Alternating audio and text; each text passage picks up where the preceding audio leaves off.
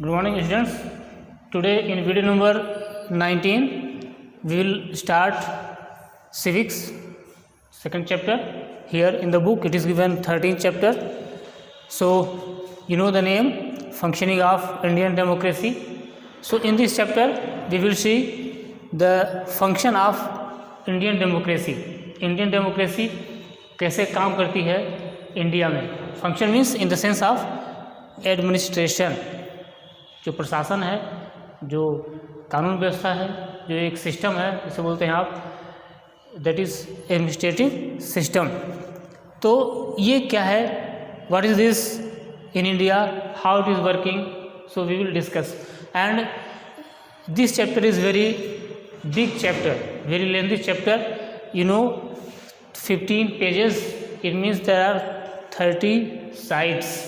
Okay, so it is very lengthy syllabus, means chapter, so you have to also cooperate and read it. See, as you know that in India the democracy, that is the largest democracy in the world. Indian democracy is the largest democracy of the world. So largest administration is also, चूँकि democracy सबसे largest है, उस हिसाब से जो ये प्रशासन है, एडमिनिस्ट्रेशन है, ये भी लार्जेस्ट है. So here Indian administrative system, तो उस हिसाब से जो आपका प्रशासन है, उस हिसाब से जो देश है, देश का प्रशासन है, उसको 3 कैटेगरी में बांट दिया गया है. सुविधा के लिए, या जो देश का अपना एक कॉन्स्टिट्यूशनल स्ट्रक्चर है, उसके हिसाब से इसको 3 सेक्टर में बांट दिया गया है. That is first number central government, state government and local government. जो अपना प्रशासन होता है अपने इंडिया में, वो 3 स्टेप में होता है, सेंट्रल लेवल का, स्टेट लेवल का और लोकल लेवल का. या आप ये कह सकते हैं कि तीनों अलग होते हुए भी एक हैं और एक होते हुए भी अलग अलग हैं.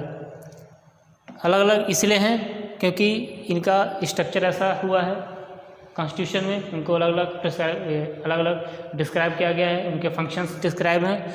और एक क्यों है, क्योंकि ये एक वर्ड में क्या कह सकते हैं आप, इंडियन एडमिनिस्ट्रेटिव सिस्टम, इन तीनों को. ओके, सो आपके चैप्टर में जो है that is in 3 section. So let us see. First we will see central government. Central government, इसके 3 parts होते हैं, legislature, executive and judiciary. फिर सुन लीजिए, legislature, executive and judiciary. इसका भी डिटेल डिस्कशन है बुक में. सो जो अब बात करते हैं लेजिस्लेचर, जो कि क्या होता है, इसे आप बोलते हैं हिंदी में, दैट इज़ कानून बनाने से संबंधित संस्था है ये. लेजिस्लेचर मीन्स जहाँ पे कानून, लॉ, रूल्स, एक्ट बनने का जो एक हाउस है, जो एक इंस्टीट्यूशन है, दैट इज़ लेजिस्लेचर. ओके, सो इसमें आपका मेन है पार्लियामेंट, सेंट्रल लेवल पे. तो सेंट्रल लेवल पे जो गवर्नमेंट, जो लॉ बनाने का जो काम है, जो इंस्टीट्यूशन है, वो कौन है, parliament. Okay, so listen once again, in a central level the law making institution is parliament. Central level पे लॉ बनाने का जो इंस्टीट्यूशन है, दैट इज़ पार्लियामेंट. पार्लियामेंट के 3 पार्ट्स हैं. I have already told you in 9th class, Rajya Sabha, Lok Sabha and president. Rajya Sabha, Lok Sabha and president, या Lok Sabha, Rajya Sabha and president, चाहे कैसे भी कहिए, वही फॉर्मेट है. राज्यसभा, लोकसभा एंड प्रेसिडेंट, इसका भी बुक में डिटेल डिस्क्रिप्शन है. We will discuss detail later on, but you have an idea in your mind कि हम क्या पढ़ने जा रहे हैं. आपके मन में, आपके दिमाग में एक आइडिया होना चाहिए. ये जो आपको दिए हैं, it is the summary of the lesson. इसको इतना समझ लेंगे आप, तो आपकी समरी ऑटोमेटिक समझ में आ जाएगी. तो सी है, स्टेप बाय स्टेप आपके दिमाग में ये चीज़ें फिट होनी चाहिए. इंडियन एडमिनिस्ट्रेटिव सिस्टम जो है वो 3 कैटेगरी में है, central government, state government and local government, पहली बात। दूसरी बात, सेंट्रल गवर्नमेंट के 3 पार्ट्स हैं, लेजिस्लेचर, एग्जीक्यूटिव एंड जुडिशरी। अब बात करें लेजिस्लेचर की, तो legislature means parliament, central level का, जो कि सुप्रीम लॉ मेकिंग इंस्टीट्यूशन है। इसमें 3 पार्ट्स हैं, Rajya Sabha, Lok Sabha and president. Okay, will discuss then.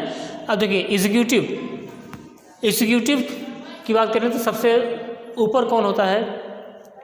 अब ये एग्जीक्यूटिव क्या होते हैं, ये हमने बता दिया। इसके मीन्स क्या होता है, law making institution. Legislature means, executive means क्या है, ये जो लॉ बनाएंगे ये बॉडी उसको एग्जीक्यूट करेगी। एग्जीक्यूट का मतलब उसको प्रैक्टिस में लाएगी, उसको प्रैक्टिकली अप्लाई करेगी, जनता में उसको लागू करेगी। एक जो इन्फोर्समेंट है ऑफ लॉ वो किसकी जिम्मेदारी पे है, एग्जीक्यूटिव। ये बनाने का काम करती है, लॉ मेकिंग, लॉ बनाएगी, बाकी जो लागू करने का जो काम है वो कौन करेगा, एग्जीक्यूटिव। ओके, तो ये एग्जीक्यूटिव जो बॉडी है उसकी जिम्मेदारी है लॉ को लागू करवाना, उसको एग्जीक्यूट करवाना। देन इसमें सबसे supreme president, then prime minister और उनके जो काउंसिल ऑफ मिनिस्टर्स है। तो प्रेसिडेंट का रोल 2 जगह होता है, एक एग्जीक्यूटिव में और एक दूसरा लेजिस्लेचर में। ओके, ध्यान रखिएगा, जो प्रेसिडेंट का पावर है वो दोनों बॉडी में है, लेजिस्लेचर में भी है और एग्जीक्यूटिव में है। वो क्या क्या है, we will discuss later on. Okay, then इसी सेंट्रल गवर्नमेंट का तीसरा पार्ट है जुडिशरी, जो कि सेंट्रल लेवल पे कौन होती है, सुप्रीम कोर्ट। ओके, अगर जुडिशरी की बात करें तो जुडिशरी में आपका सुप्रीम कोर्ट, हाई कोर्ट और डिस्ट्रिक्ट कोर्ट तीनों शामिल हैं, लेकिन अभी हम बात कर रहे हैं सेंट्रल गवर्नमेंट की, तो यहाँ पे सिर्फ क्या आएगा, सुप्रीम कोर्ट। ओके, तो चीज़ें क्लियर होनी चाहिए। सेंट्रल गवर्नमेंट के 3 parts, legislature, executive, judiciary. Legislature में पार्लियामेंट, उसके भी 3 parts, Rajya Sabha, Lok Sabha and president. Executive में president, prime minister and council of minister, and judiciary में supreme court. Okay, same to same जो फॉर्मेट है वही स्टेट गवर्नमेंट का है, सेम टू सेम फॉर्मेट। यहाँ पर भी 3 चीज़ें, executive, legislature, judiciary, legislature, executive and judiciary, यही फॉर्मेट। तो इसको याद रख लेंगे तो ये भी अपने आप याद रहेगा, सेंट्रल गवर्नमेंट का और स्टेट गवर्नमेंट का। तो लेजिस्लेचर में अब यहाँ थोड़ा वर्डिंग चेंज होगी, है वही चीज़, थोड़ा वर्डिंग चेंज है। यहाँ पे है legislative assembly and legislative council, then governor. यहाँ पे भी आप कह सकते हैं legislative assembly, that is supreme law making institution in state. State government या स्टेट लेवल पे जो सबसे बड़ी संस्था है लॉ बनाने की, वो कौन सी है, लेजिस्लेटिव असेंबली। अब ये क्या है, लेजिस्लेटिव काउंसिल, ये भी वही चीज़ है, जैसे यहाँ पे लोकसभा है, राज्यसभा है, तो ये भी वही चीज़ है, लेकिन ये हर राज्य में नहीं है, उसी राज्य में जहाँ पे पॉपुलेशन ज़्यादा है। कम पॉपुलेशन वाले स्टेट्स में सिर्फ एक बॉडी है, और वो क्या है, लेजिस्लेटिव असेंबली एंड गवर्नर। कुछ स्टेट्स बड़े हुए, जैसे आपका उत्तर प्रदेश, वहाँ पे लगभग 71 डिस्ट्रिक्ट्स हैं, तो उसकी पॉपुलेशन को देखते हुए यहाँ पे ये भी रखा गया है लेजिस्लेटिव काउंसिल, देन गवर्नर। तो यहाँ पे 3 बॉडी हैं लॉ बनाने की, लेकिन अपने मध्य प्रदेश में 2 ही है, legislative assembly and governor. Okay, so it depends on population, इसको ध्यान रखिएगा। देन एग्जीक्यूटिव में वही चीज़, यहाँ पे गवर्नर, तो यहाँ पर भी गवर्नर के 2 रोल होते हैं, एक लेजिस्लेटिव स्टेट पे और दूसरा executive body. Governor, then chief minister, then council of minister. तो गवर्नर का पावर भी स्टेट लेवल पे सुप्रीम होता है। ओके, इसीलिए आजकल जो आप देखते हैं गवर्नर, जो राजस्थान का जो पॉलिटिकल मैटर है, तो उसमें गवर्नर को पावर होता है कि वो जो एग्जीक्यूटिव है उसको हैंडल करे अकॉर्डिंग टू कॉन्स्टिट्यूशन। देन ये हो गया governor, chief minister and council of ministers. Then judiciary, state level की जुडिशरी में high court, that is supreme justice making institution, जो न्याय पालिका है, दैट इज कॉल्ड तो क्या है हाई कोर्ट स्टेट लेवल की, और उसी में से जुड़ा है डिस्ट्रिक्ट कोर्ट। ओके, तो स्टेट लेवल पे दो हैं, high court and district court.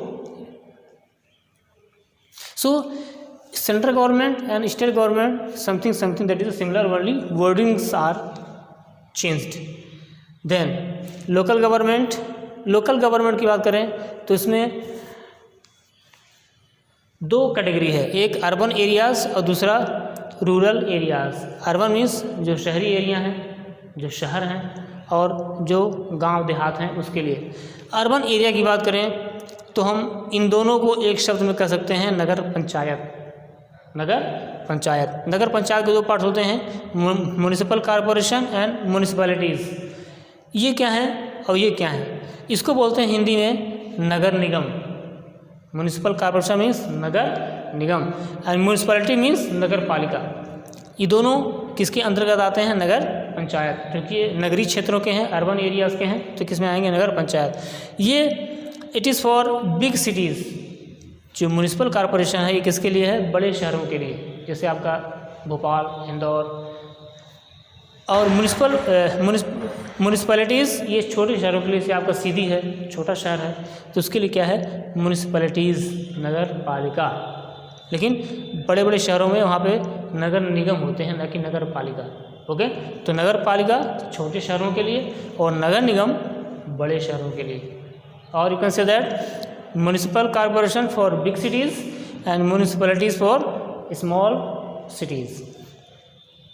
Okay, अब देखिए हम आते हैं, ये हो गया अर्बन एरिया का, अब ये है रूरल एरियाज़ का। रूरल एरियाज़ इसमें गांव के हिसाब से इसमें 3 जो लेवल है, 3 लेयर है, 3 टायर्स है। टायर मीन्स वो गाड़ी वाला टायर नहीं, यहाँ में टायर मीन्स लेवल। 3 है, ग्राम पंचायत, जनपद पंचायत एंड जिला पंचायत। ओके, ग्राम पंचायत, जनपद पंचायत एंड जिला पंचायत। जनपद इट इज़ जिला पंचायत। सो ग्राम मीन्स विलेज एंड जनपद means group of some villages.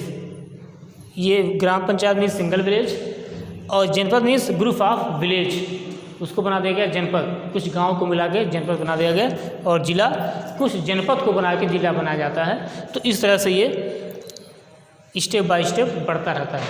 और डिस्ट्रिक्ट लेवल पे होता है जिला पंचायत, जो आपके सीधी में है, आप देखते हैं नियर कलेक्ट्रेट जिला पंचायत। तो it is a part of local government. So it is the summary of the lesson. We will discuss later on. So it is the 3.1. 3.1 means Indian administrative system. ये आपके दिमाग में होना चाहिए। Okay, so you should learn it, this table chart.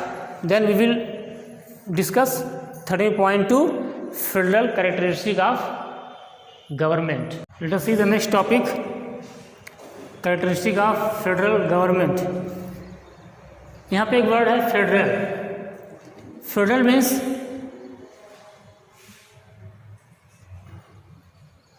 Combination of union government and state government, दोनों को एक साथ क्या बोलते हैं? फेडरल। फेडरल मीन्स क्या होता है? संघ। संघ मीन्स इससे हम लोग बात करते हैं आपस में, संघी साथी, संघ। संघ में से आप यूनियन गवर्नमेंट का साथ किसके साथ? स्टेट गवर्नमेंट के साथ। स्टेट गवर्नमेंट का साथ किसके साथ? Union government. तो इन दोनों का आपस में जो साथ है इसे बोलते हैं फेडरल। ओके, तो जो पहला कैरेक्टरिस्टिक है फेडरल गवर्नमेंट का, that is a dual government. Dual means 2, dual means 2, there is a dual means 2 government. 2 government, there is a union government and state government. तो ये पहला कैरेक्टरिस्टिक है फेडरल गवर्नमेंट का, that is union government and state government. Union government में PM और उनके cabinet और president. State government में सीएम, चीफ मिनिस्टर और उनके मिस कैबिनेट और governor.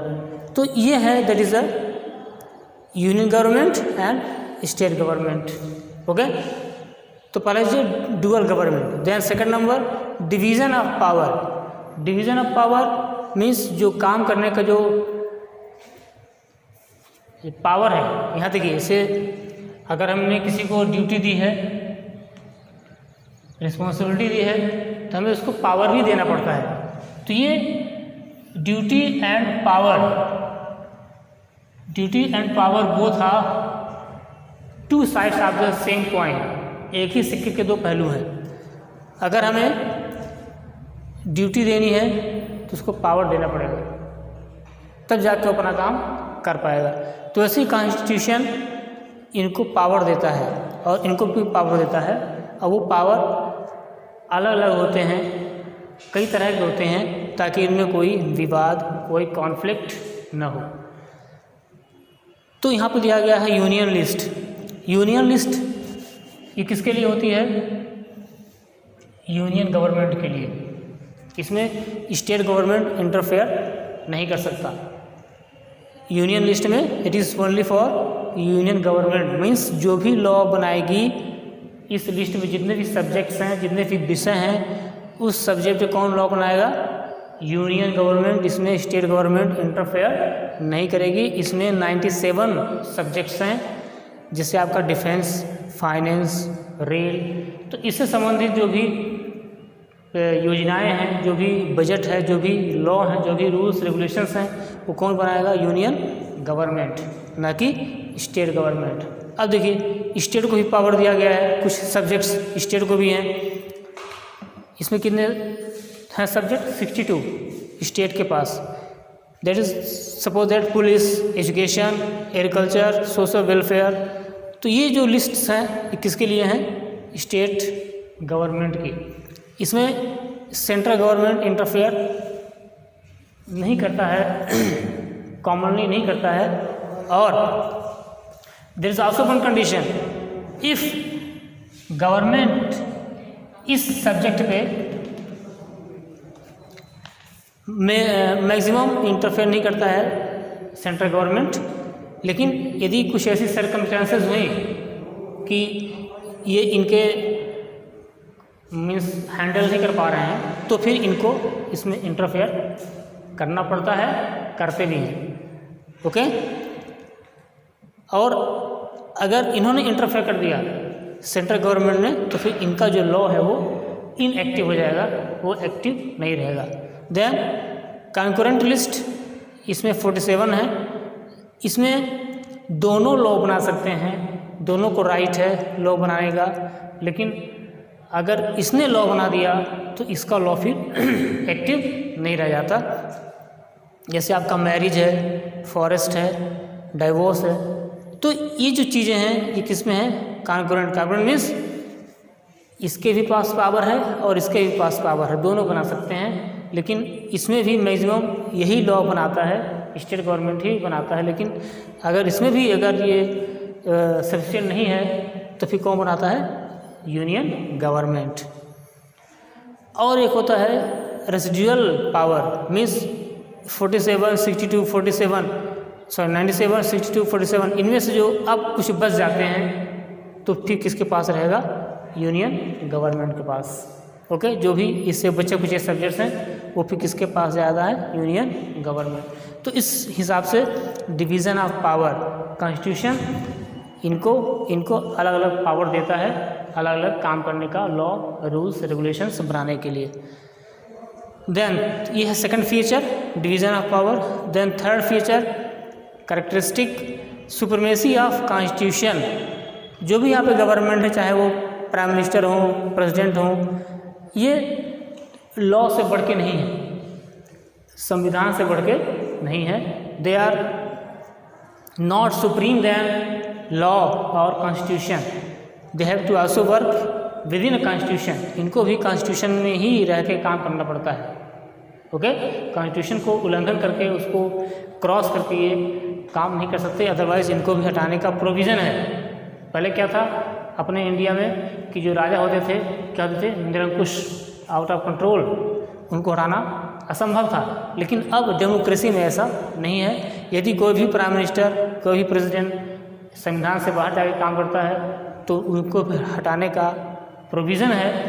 Means supremacy of constitution से बढ़ के, लॉ से बढ़ के कोई नहीं है। There is a law is supreme, ये उसका है third feature. Then 2 houses of legislature, जो हमने बताया था पार्लियामेंट, जो भी लॉ बनता है वो किससे बनता है? पार्लियामेंट से, जो कि है लोकसभा और राज्यसभा। ओके, तो यहाँ पे जो फेडरल गवर्नमेंट है ये किसके लिए होता है? लगभग इंडिया या सेंट्रल गवर्नमेंट का पार्ट है। Okay, so it is of this topic. Then here 13.3 there is a division of administrative power। So इसी को रिपीट किया गया है इस टॉपिक में, तो it is for your homework, you will read this. And next we will start organs of government, that is we will discuss about parliament, that is in the page number 216। so get ready for this topic, and इससे पहले जितने भी topic हैं including this, you read it, understand it, and if you have any problem you have option, you can comment, you can contact, but prepare that. Okay, thank you.